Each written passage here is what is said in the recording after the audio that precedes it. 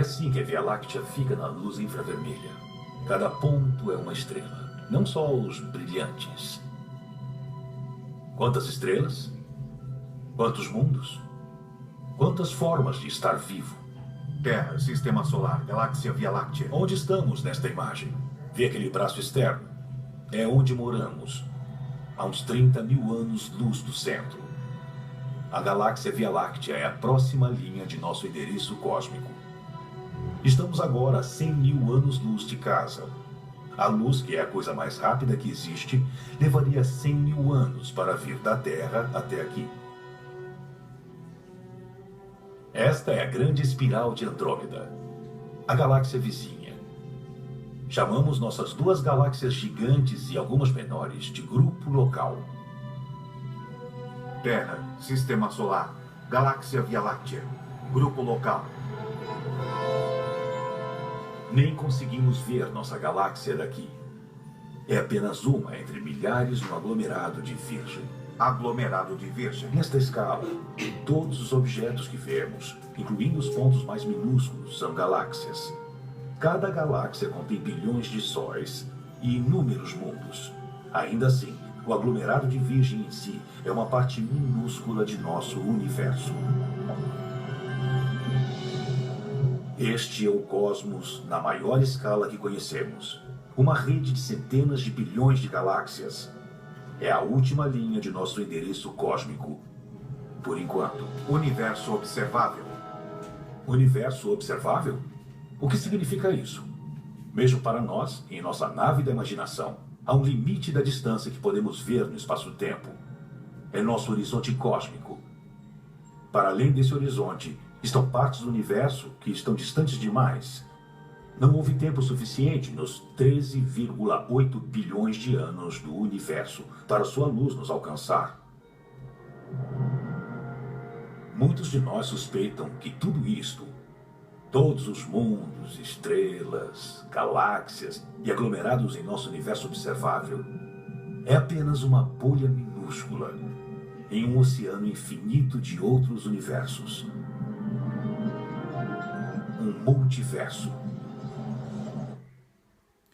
É interessante a ideia do multiverso, porque o multiverso, ele traz o que as pesquisas atuais já apontam. As pesquisas atuais, elas já apontam, demonstram que vivemos no infinito do universo. É como se o planeta Terra fosse um grão de areia e nós estamos habitando dentro de um grão de areia, no infinito do universo. Percebe-se com isso o tamanho do universo, o tanto que isso é assombroso. Por exemplo, o pesquisador Erich von Däniken, no seu livro Eram os Deuses Astronautas, Erich von Däniken foi um pesquisador que ele andou o mundo inteiro pesquisando atrás de evidências de que seres de outro lugar estiveram neste planeta aqui. Seres de outro lugar estiveram no planeta Terra.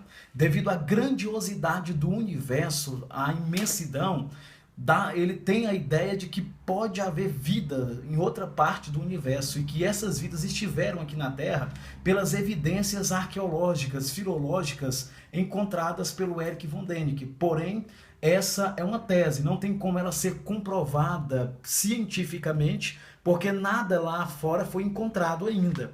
Porém, o Erich von Däniken garante que seres estiveram pelas evidências que foram deixadas. O pesquisador russo, já falecido em memória, o Zacarias Sitchin, que escreveu uma série de obras a respeito do mundo ali dentro do Oriente, da Suméria, do egípcio. Para quem não conhece, Zacarias Sitchin era um russo especializado em línguas semíticas, um único capaz de ler as tabuinhas sumerianas até a sua época. É interessante percebermos que o Zacarias Sitchin, ele escreveu vários livros demonstrando que os deuses, na verdade, eram seres viajantes do espaço. O Zacarias Sitchin estará corroborando com o Erich von Däniken, o Erich von Däniken corroborando com o Zacarias Sitchin. Lembrando que ambos nem sequer trocaram assim as mesmas ideias. eles pesquisaram de forma... cada um fez as suas próprias pesquisas e chegaram praticamente às mesmas conclusões. Está aqui o livro 12º Planeta, por exemplo, Zachariah Sitchin, onde ele mostra que a civilização mais antiga, que é a sumeriana, possuía tecnologias avançadíssimas, desenhos de seres, de astronautas, desenhos de seres viajantes, como nós o temos hoje na nossa civilização. E o 12º planeta, porque a civilização sumeriana, ela fez ali um desenho do sistema solar, só que com 12 planetas, um planeta por nome de Nabiru, o Nabiru, que é o planeta defendido aqui, e esse aqui é o livro 1 das Crônicas da Terra, que é a série de Zachariah Sitchin. O Zachariah Sitchin também ele traz a ideia da guerra entre os deuses e os homens, onde ele vai mostrar que no princípio de tudo, assim como todas as mitologias demonstram, todas as mitologias, mitologia hebreia, como no caso do Gênesis, mitologia cananeia, mitologia sumeriana, egípcia, mitologia grega, nórdica, vai mostrar que sempre houve o encontro de seres de outro lugar com os povos primitivos aqui na Terra. São uma série de evidências que pode demonstrar uma certa crença e pode apontar para uma certa evidência com base na grandiosidade do cosmo e do universo. E, por último, aqui, O Fim dos Tempos, também uma outra obra do Zachariah Sitchin, onde ele vai trazer que esses seres um dia poderão retornar conforme as profecias egípcias e as profecias de todas as civilizações. O próprio livro chamado Bíblia, a escritura dos hebreus, a Tanar, e também o Novo Testamento, mostra a ideia de deuses retornando para essa terra um dia. Perfeito. Porém, contrapondo a isso, o grande pesquisador astrofísico, cosmólogo, Carl Sagan, ele traz nesse livro aqui, O Contato, que é um romance, Carl Sagan ele pesquisou o universo observável, até onde o universo é observável, ele pesquisou tudo. Carl Sagan chegou à conclusão de que praticamente estamos sozinhos, não há nada no universo, o universo está vazio. E pesquisou até onde foi observado por Carl Sagan e por todos os astrofísicos e cosmólogos da atualidade, não tem encontrado nada. É como se estivéssemos sozinhos, como se por acaso, ou se os deuses estivessem no começo da civilização humana, porém os deuses foram embora para outra parte do universo, até porque o universo é muito infinito, o multiverso é muito infinito, então os deuses devem estar por uma outra parte. Ou posso até fazer aqui uma crítica à religião cristã, à religião islâmica, que diz que Deus está o tempo todo sentado no trono, a bunda dele deve estar doendo se ele estiver o tempo todo sentado no trono, não é isso? Então, se os deuses existirem, eles estão trabalhando em alguma outra parte do multiverso, porque não há uma explicação possível do porquê que eles não estão aqui junto com essa pequenina criação e por que a criação ainda está existindo. Qual o motivo da criação existir se os deuses não estão aqui? Então é para se pensar. O Stephen Hawking, no seu livro O Universo, uma Casca de Nozes, ele vai trazer também aí a teoria da relatividade. Ele está hoje sentado na cadeira de Cambridge, de Oxford, na cadeira que foi de Isaac Newton, na área da física.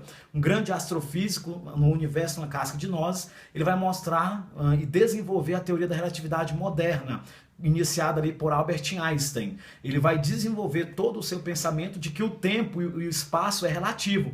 Não existe passado, nem presente, nem futuro. O tempo ele é um bloco só. O que existe somos nós, que vamos desgastando dentro de um sistema biológico e ficando velho. Mas não existe passado, nem presente, nem futuro. O tempo é um bloco só.